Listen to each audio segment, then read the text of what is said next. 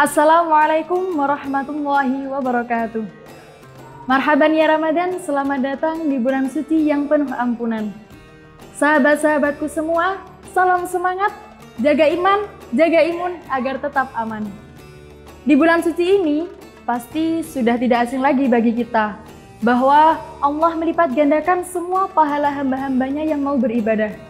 Entah itu dari ibadah wajib, ibadah sunnah, dan ibadah meninggalkan kemakruhan. Kata ibadah tidak selalu tentang sholat, tidak selalu tentang zakat, tidak selalu tentang sedekah.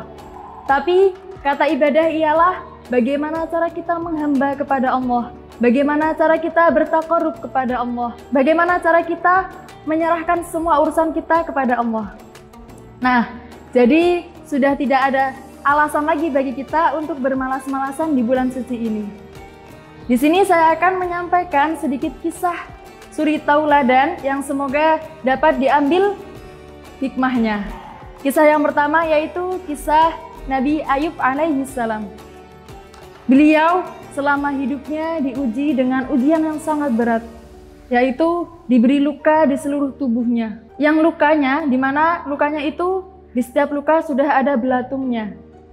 Setiap luka sudah ada belatungnya, dan ketika beliau hendak sholat, beliau hendak berwudu, belatung tersebut diturunkan satu persatu. Setelah selesai, beliau mengembalikan lagi belatung tersebut ke dalam lukanya lagi sambil berkata, "Ya Allah, apa hak hamba membuang belatung ini? Apa hak hamba untuk membunuh belatung ini? Padahal dia tidak akan makan jika tidak dari luka saya. Rezekinya hanya dari luka saya. Nah, bisa jadi belatung ini ibadahnya lebih baik daripada saya. Bisa jadi belatung ini tidak punya dosa seperti saya." Nah, dalam keadaan yang seperti ini, beliau tetap semangat ibadah. Beliau tidak pernah meninggalkan urusannya dengan Allah. Beliau tetap bertaqarrub, tetap dekat dengan Allah. Nah, kisah yang kedua yaitu kisah Nabi Isa alaihissalam. Nabi Isa alaihissalam yaitu nabi yang paling zuhud sepanjang zaman. Nabi yang paling fakir sepanjang zaman, sepanjang sejarah. Kalau fakir itu di bawahnya miskin. Mungkin kalau miskin itu masih punya rumah, punya keluarga, tapi kekurangan. Kalau fakir, beliau benar-benar tidak punya apa-apa. Nah, jangan ditanya anak, istri aja beliau tidak punya, bapak juga tidak punya. Apalagi harta benda. Baju beliau berganti ketika ada sahabat yang meminjaminya, ada sahabat yang memberinya. Jika tidak, beliau tetap memakai baju itu. Nah, ada suatu kisah tentang kefakiran beliau. Yang pertama yaitu ketika beliau kelaparan. Tidak punya harta benda ya, jadi beliau kelaparan lalu mendatangi kaum Hawariyin. Kaum Hawariyin dan berkata, "Hai kaum, aku lapar." Lalu sama kaum Hawariyin disembelihkan domba. Setelah disembelihkan domba, makan bersama, dan setelah makan, semua tulang-tulang domba tersebut dikumpulkan menjadi satu, dan atas izin Allah, beliau memukulkan tongkatnya kepada tulang-tulang tersebut, dan menjadi domba kembali.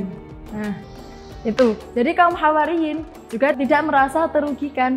Sudah dapat barokahnya Nabi Isa, dombanya juga tidak berkurang. Nah, kisah kefakiran yang kedua, yaitu ketika musim badai salju. Musim badai salju yang sangat dingin seperti itu, beliau tidak punya rumah, tidak punya selimut. Beliau berteduh di dalam gua. Setelah berteduh, beliau mengambil batu untuk dijadikan bantal.